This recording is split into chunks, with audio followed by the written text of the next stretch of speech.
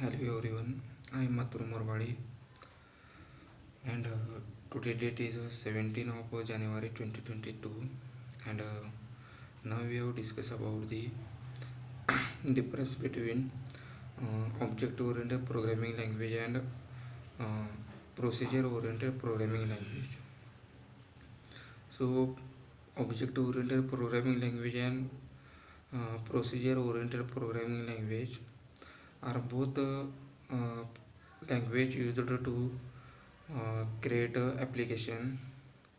Both are most important concept. uh, Now we discuss the overview of object oriented programming language, difference between object oriented programming language and procedure oriented programming language. In procedure oriented programming language, the programs are divided into subpart is known as function, and in object oriented programming language the programs are divided into subpart is known as object. Procedure oriented programming language is less secure than uh, object oriented programming language because of there is no any concept of data hiding, and object oriented programming language is more secure than procedure oriented programming language because object oriented provide the data hiding concept. In procedure oriented programming language there are no any access specifier, but in object oriented programming language there is a access specifier such as public, private, protected, and default. In a procedure oriented programming language there we cannot achieve the object method overloading, but in object oriented programming language we can achieve the method overloading. The example of procedure oriented programming language is C, Algol, Cabol, Basic, Pascal, etc. And the example of object oriented programming language is C++, Java, uh, Python, etc. So there is no any concept.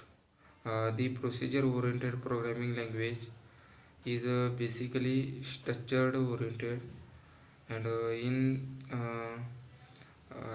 object oriented programming language is based on object oriented programming system or structure. In that OOPS, that is object oriented programming system, there are six concepts uh, such as a class, object, uh, encapsulation, abstraction, polymorphism, and inheritance.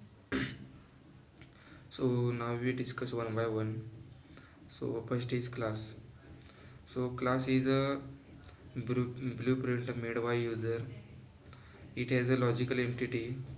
It cannot create the memory on JVM. It is declared using class keyword, and the syntax of uh, class is class keyword, then class name, and body of class in curly braces. There are two types of classes such as user defined classes and predefined classes. Now we discuss the next is object. So object is a uh, real world entity. When we create the object, there are create the generate the memory in JVM. It is a real world entity.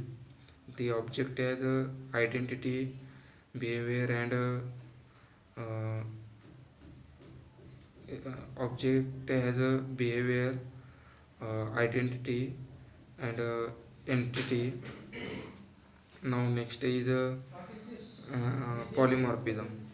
So polymorphism is a mechanism in which increase the functionality. In polymorphism there are two the polymorphism divided into two parts, such as compile time polymorphism and runtime polymorphism. In compile time polymorphism we can achieve method overloading, and in runtime polymorphism we can achieve method overriding. Now next is abstraction. Abstraction is a concept in Java in which only essential part are displayed to user.